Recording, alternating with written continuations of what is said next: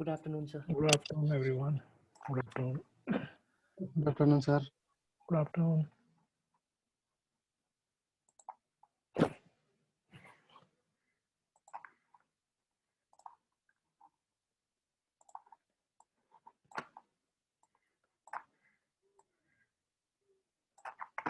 Okay, so now, yeah.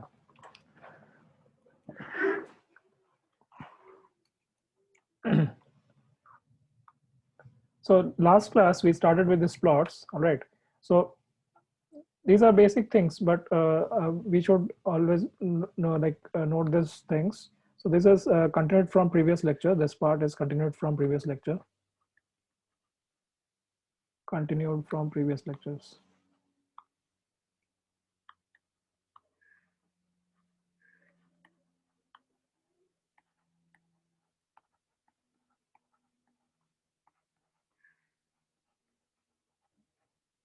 All right. So we started with its plots. Now, in this case, we had drawn this straight line. That is very obvious. Now, the thing, the way to look at it is this: that if you add if you add something to x, some constant, a positive constant, then the plot moves towards the left of origin. And if you add something, if you subtract a positive quantity from x, then the plot moves towards the right of the origin. All right. Similarly, if you just take the same argument, same thing, and you just take this one, this expression, and you can also write this as this, like this will be y minus a equal to x. But then this is for linear only. If it's a non-linear graph, then this argument wouldn't hold. But you have to make sure that whenever you subtract something, you subtract a positive quantity from y, not from x, from y, then the plot, if you compare this with this one, what is happening to this? This is same as this plot, right? So this is what it is moving towards left of origin. Now, in this case, we'll read it like this, that it is moving. When we talk about the y along the y-axis, we'll say that this plot moves towards, or you can say move upwards. Okay, along positive y-axis. Okay, means it goes above origin. Goes above origin.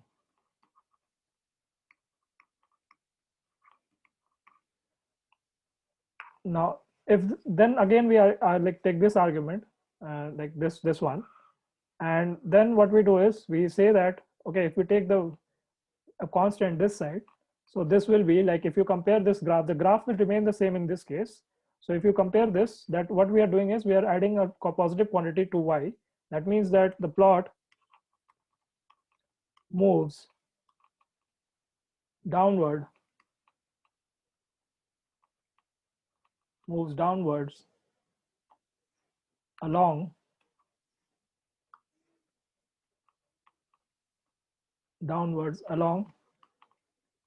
negative y-axis. All right, or we can say it goes below origin. Now, this is how you think about it. Now, remember this thing, that this is not just for linear. This thing is not just for linear. This is also, this kind of analogy will also, this kind of technique will also help in plotting nonlinear graph, on shifting nonlinear graphs. All right, we'll see an example. Say if you have this thing, that you have if you have this graph, say let's take this plot, say this is third example. So we plot this.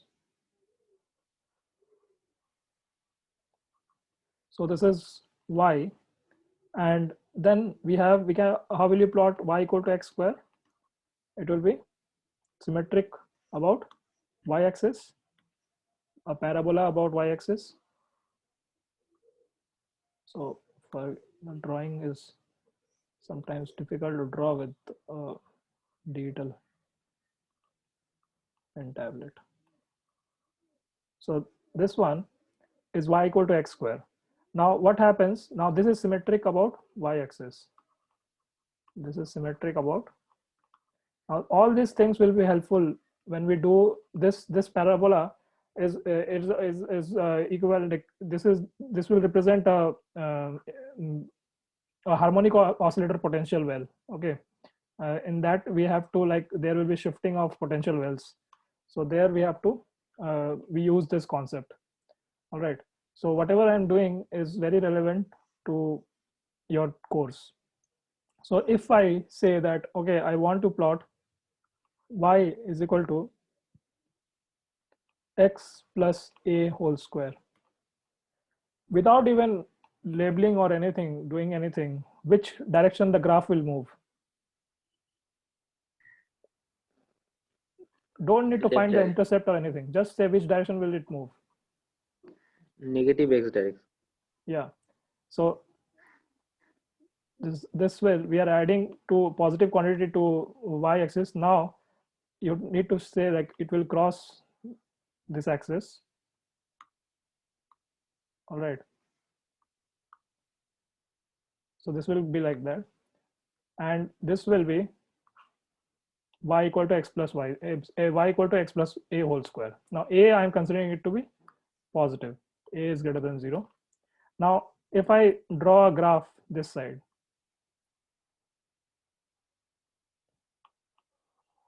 all right, so this we can represent y is equal to x minus a whole square. All right, where here also a is greater than 0. Now this point will be a comma 0. Now this is 0 comma 0, and this one is minus a comma 0. So this is how you can think of it, which direction it will shift. Of course you need to find the intercepts finally, but in some analysis it's very easier to do it this way. All right, so now instead of this question, if you had this equation y plus a, okay, equal to x square, now which direction the parabola will move from the origin? Right side, so No, it So will downward. you will go, it will go downwards. We are adding a to, not, we are not adding a to x, we are adding a to y. okay, sir. Adding So, x means you have to put it in under the whole square. Okay, so this will move. So this graph will be somewhat like, it will be, let me draw it in the same graph. Now what will be the x-intercepts? What will be the x-intercepts? If you put y equal to 0, or sorry, then it will be x is equal to plus minus root a, right? So in this case, the graph will shift this way, and this will be somewhere like this. Let me draw it with another pen. So the graph will shift this way. All right, so it not match these things, so it's just a rough graph. So this will be the y plus a x equal to x square. All right, now this intercept will become root a comma 0, and this one will become minus root a. So accordingly you can put it. All right, so this is how you can think about the graphs. Now let's do some like, see, whatever the graph I'm doing, you'll come across some kind of potential in yes. It will be 0 comma minus root. 0 comma this one. Oh, so which one are you talking The about? point, yes. This one or this one? This? That, yes, there is this point. That is, so you can find, I didn't write it actually. So I just showed you this one. So of course you can find out this thing by writing x equal to 0. This will be 0 comma minus a. All right. So the next thing is,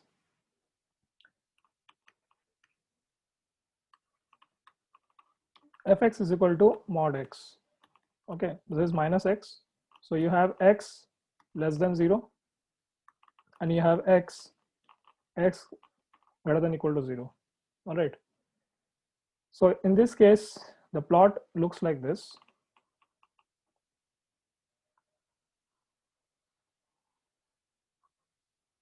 So this will be like minus x along for less than 0, and this will be plus x for greater than 0. So this is the plot of mod x. This is y equal to mod x. Now everywhere, wherever you find a mod x function, there will be a kink, like this kind of kink. This is called a kink. Okay, so it's like the first derivative of this function will be discontinuous at 0. So at x equal to 0, first the function, the first derivative, fx is continuous, right? Fx is continuous.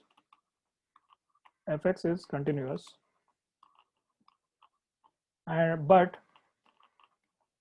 derivative of the first derivative of x fx is discontinuous. All right. So this is the graph for mod x. Now we have exponential functions. All right. So exponential functions.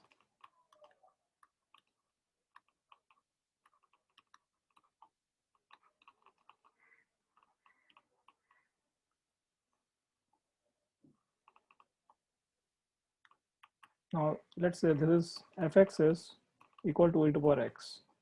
All right.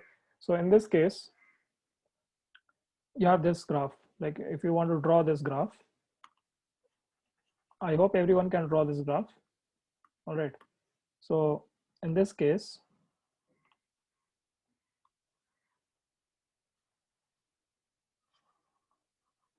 this is x, y. Now, how do you do it? So at x equal to 0, e to power x is equal to 1, and x tending to infinity, e to power x goes to infinity, and x tending to minus infinity, e to power x will go to 0. So these are the things we have, and the graph, if you draw, so plus infinity, this goes infinity, and minus infinity, it goes to 0. So the graph will look like this. It goes like this. All right. So this is 0, comma minus 1, this point. All right. So this is the plot of exponential function. Now the next one is fx equal to e to power minus x. Now this one, now we'll require all these things later on. In Dirac delta function will require this plots. Okay. So in this case, same analysis. You have at x equal to 0, e to power x will become 1, and x tending to infinity, e to power minus x will go to 0, and x tending to minus infinity, e to power minus x will go to infinity. All right. So in this case, when you go towards minus infinity, this blows up, this function blows up. So it has similar, this kind of shape. All right. So this is again 0, comma 1, right? This is y. Now this is the graph for exponential functions. I actually, this will be more like this, like.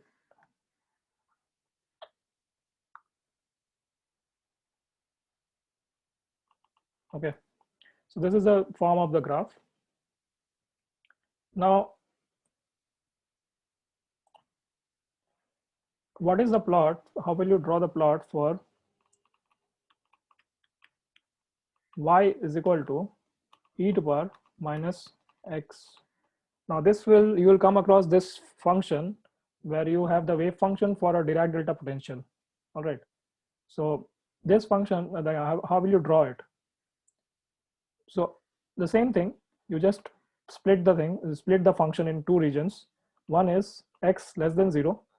So at x less than 0, this will be what? Mod x becomes minus x, and this is equal to e to power x. And e to power minus x for x greater than 0, because mod x will be x, and we have finally e to the power minus x. So this is how you define the two regions, and then you plot this. All right, so you plot the function.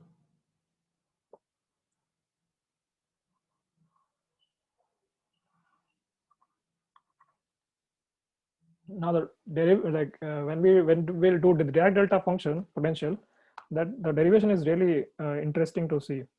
All right, so even without doing the maths, we can argue for using physics and a little bit of mathematics, we can find out the wave function without solving the Schrodinger equation. We'll see later on. Now in this case, for x less than 0, okay, the exponential, the form is x e to the power x, so it will follow this graph like the exponential part. All right, so now this one I'm drawing dotted because this is not required. Now this is e to the power x in the, and for this region where x is greater than 0, which is e to the power minus x, the graph will follow e to the power minus x. So the graph will be like this. Okay, so e to the power minus x. Now this will be a dotted line again. I'm drawing it to show you that this is how you can construct this graph, this one, okay, using this method. Okay, you have two different regions, which is this is 0, 0, which is, one is x greater than 0, and another is x less than 0. So this is how you can construct the graph. So the final graph is basically this one. Okay, so this is the graph. So this is how you draw e to the power minus mod x. Right? Clear? Now let's draw another graph. Now whenever you have a mod function, in some, like most cases, you'll have a kink in that plot. All right, so this was third number example. Let's see example number 4. Y is equal to sine mod x. All right, this is minus sine. Now what you can do is you can just divide the region. X less than 0, mod x will be minus x, and minus sine of minus x is minus sine x, and this one is sine x. Because for mod x greater than 0, this will be x, so sine of x is x, and this is for greater than equal to 0. So we have defined two regions and we have two functions. So first of all, let's see how does the wave, like if you draw the sine wave. All right, if you draw the sine wave, so this is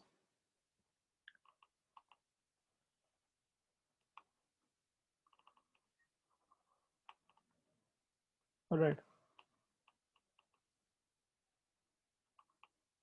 This is a sine wave. All right. Now what we have to do is we have to see what is happening here. We want these two functions in two different regions. This is sine y is equal to sine x. All right. Now what we need is two different. There are two different regions. All right. So for region this region, for the positive region, x, what we have is it is equal to sine x. So that will follow the sine function as it was. All right. It will be the same as the sine function. So it will be same as sine function. Sorry, this is x. So we'll draw the same thing as sine function here.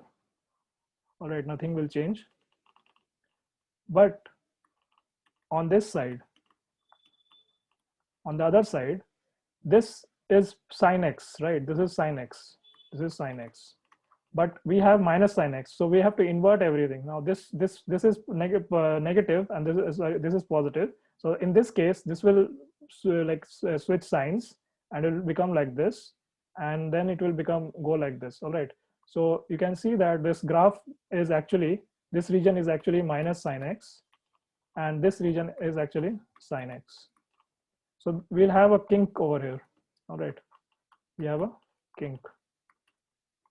Now at this point, this function is continuous, but the first derivative of this function will be discontinuous. All right. So this is how you plot the graphs. Now graphs are important when you go for interviews. All right.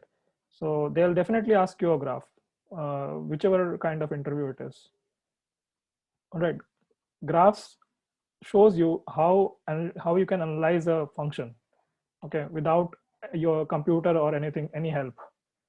So, okay, so the next example is y is equal to cos mod x. Can anyone tell me how will the graph look like? So cos का ही function रहेगा. So if you put this thing, if you divide the region, so if you have x greater than 0, that means mod x will be x. So you have cos x, okay. And if you have x less than 0, so mod of x less than 0 is minus x. So cos of minus x is cos x. So basically we can simply draw the, so say this plot will be same as the plot of this will be same as plot of this is same as cos x. All right, and there won't be any kink. All right, in this case the function is the first derivative of the function is continuous. All right, now Even function. Yeah, you can say that this is an even function.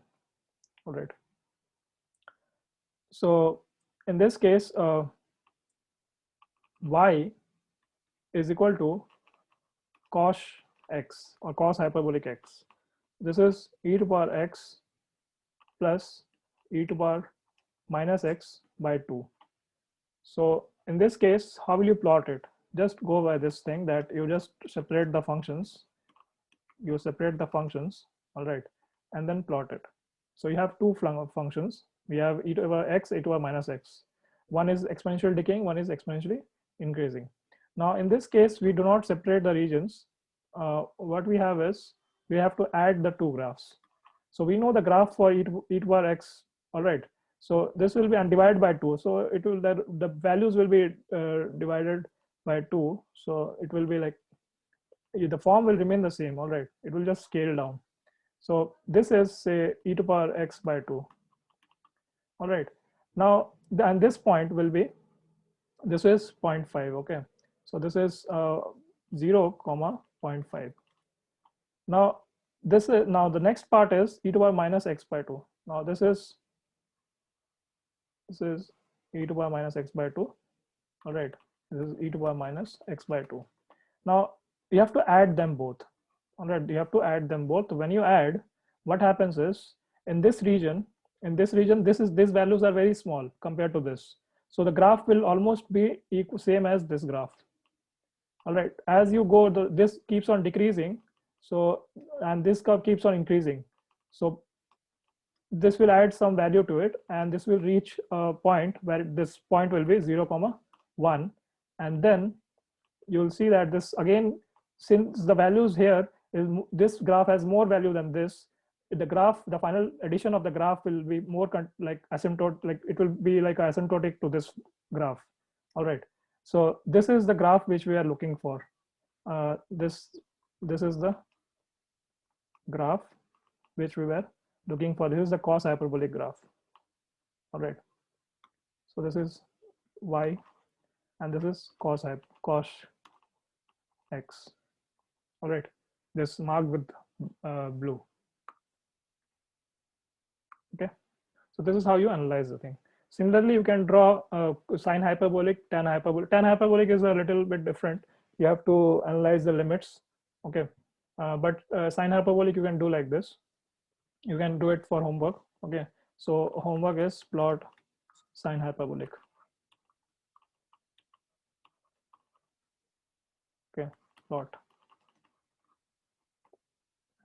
Now you can always use a function calculator, graphical calculator, but it's not required if you, and you can also take this. Somebody was asked in ICTS exam. Someone was asked this graph that I also discussed in some previous lecture in the YouTube channel, e to the power 1 by x.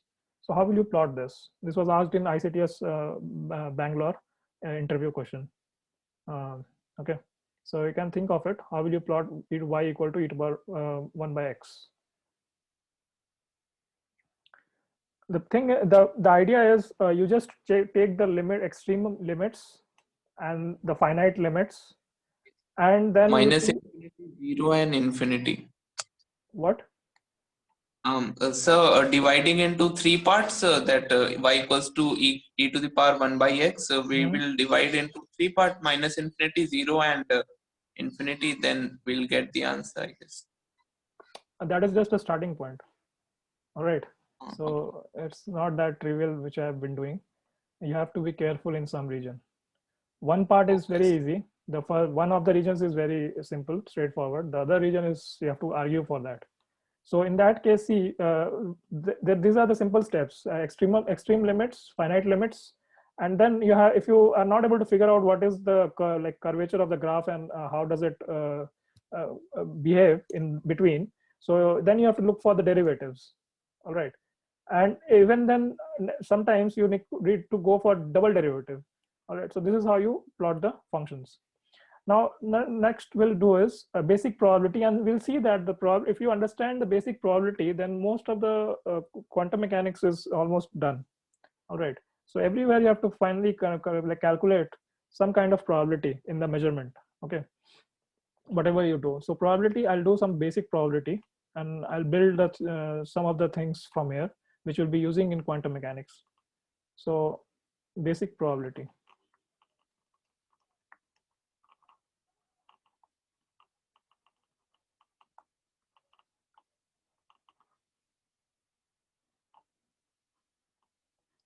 All right, so we'll start with some basic examples. So say we have now this example is taken from Griffiths. All right, you can see in the, I think in the first chapter itself. So I've taken that from the Griffiths. Yeah, I didn't talk about the books. Books, what you want to follow is books. Yeah, you can just go for S.C. Verma, quantum physics. Okay, and this is quantum physics.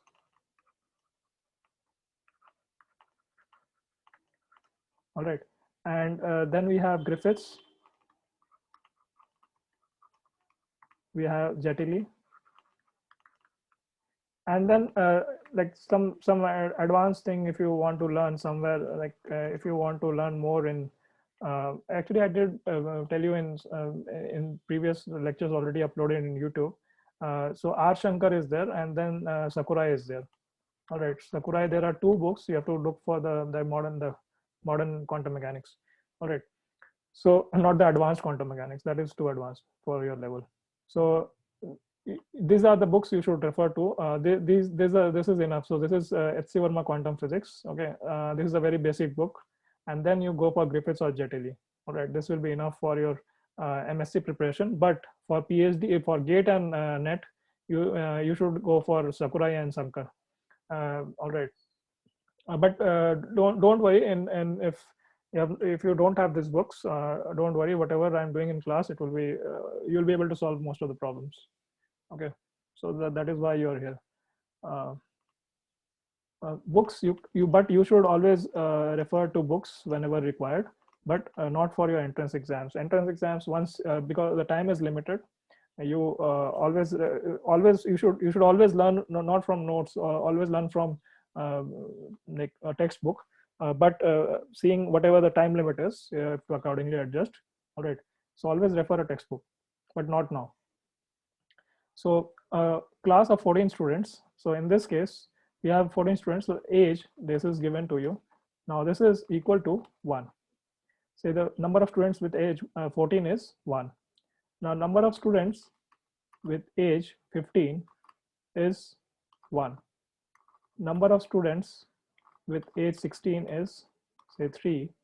Now similarly, we have this following distribution. Now, okay. So now this is n 24 is equal to 2, n 25 is equal to 5. Okay, so here nj is equal to number of students with age j. All right, this is how you read it. Okay, so we'll read that this equation will read that the number of students here is, okay. So we'll conclude in 10 minutes. Okay, so there is a time limit to this Zoom lecture. So I already mentioned that we'll have a 40 minutes lecture. Sometimes we'll stretch it to 1 hour. So in this case,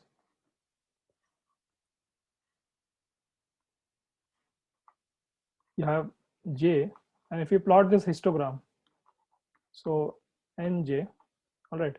So what will you get? Now, we plot the histogram. You'll have, this is, let's plot this.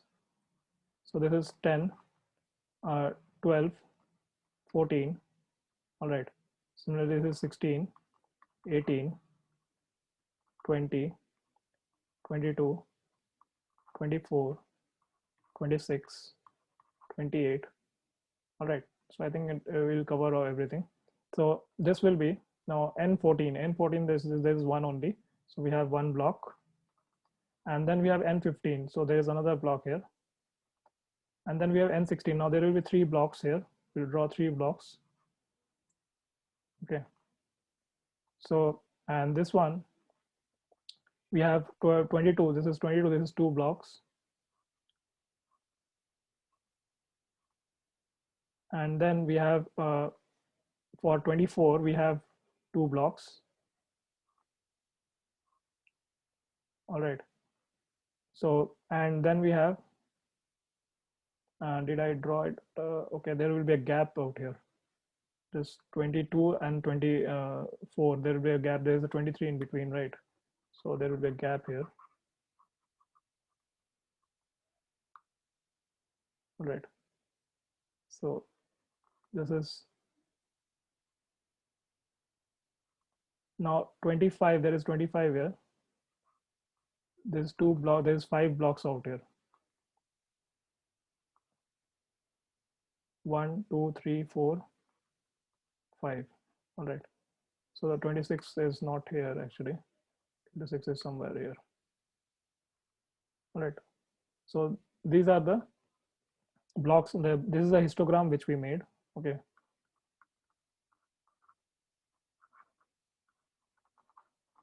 All right. So this is a histogram given to you. Now in this case, we want to draw, like, write down the probability of this of a student. Now, probability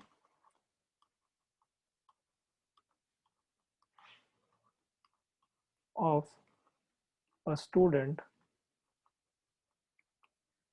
having age 14. All right. So if you have E14, this is equal to 1 by 14. Probability of having age 14 is 1 by 14. Out of 14 students, we have one of them. Now, if you write probability of having age 25, this is 5 out of 14. Okay. And probability of having 15, age 15 is 1 by 14. And similarly, you can write others also. Now, next is we can write this thing as the probability of a student having age j. All right, which is pj is equal to nj, all right, divided by summation nj. Okay. Now probability of a student, probability of a student with age 14 or 15, what will it be? So if you write 14 or 15, how can you find? This will be P14 plus P15. So probability of getting age 14 is 1 by 14. Probability of getting age 15 is 1 by 14. So this is 1 by 7. All right. Now probability of having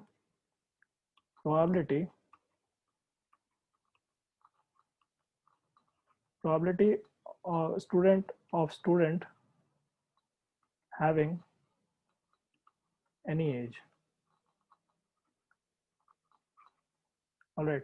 So this will be how much? 1. Right. So we'll stop here because if I go ahead, it will take time. And this is a 40-minute limit is there. Okay. So that will be enough. If we do a 40 minutes lecture every day, we'll be completing in like 60 hours. Okay. And if you go through this 40 minutes after this, revise this, and slowly you don't need to do any other study for quantum mechanics. Okay. Any doubts for today? No, sir. No, sir. Please These are very explain the basic- graph. these are very basic things. things. Sorry? Tell me. Hello. So please explain the graph once again. Which graph? Which one? Which graph? Sir, the last. Yes, sir. This one. This one, sine hyperbolic and e to power this one. Which graph? No, sir. Previous one. You're not audible. Cos hyperbolic or sine hyperbolic? X by 2 Yes, sir. He's plus e to asking power for minus the x by cos 2. hyperbolic, sir. Yeah, cos hyperbolic. All right. So in cos hyperbolic, now what is happening is we have just written down the by definition, this cos hyperbolic is e to power x plus e to power minus x. All right, by 2. Now we have separated these two graphs. Now we know this plot, we know this plot. All right, how to plot it. Okay. So in this case, what we have done is I first plotted this one, which is this graph. Okay, by 2 will just scale it down. The form will remain the same. It will just scale it down and the intercept will change. All right. So we just plotted this one of them, e to power x by 2. Then we plotted this side, e to power minus x by 2. And then we added them. We added these two graphs. We are adding these two graphs. We are adding this one and this one, we are adding them. All right, this graph and this graph. So if we add each and every term like this, so this value is higher. This value is higher than this value. So this will be affecting when we add this, say this is 100 and this is 0.1. So this will be 100.1. So it will be just a point above this one. All right. So we have this graph will be very close to this graph, this part.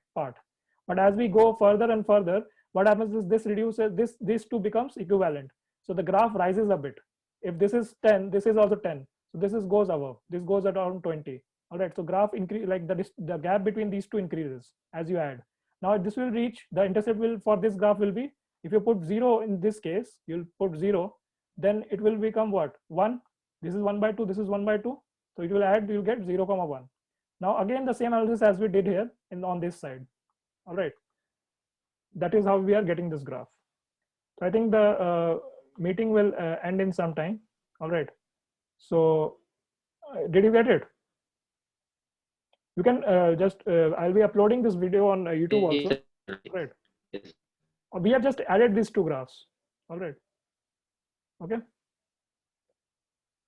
Then let's sign off. Thank you for Thank you, sir. watching. Okay, sir. Okay, sir. Okay. Thank you, sir. Good evening, sir.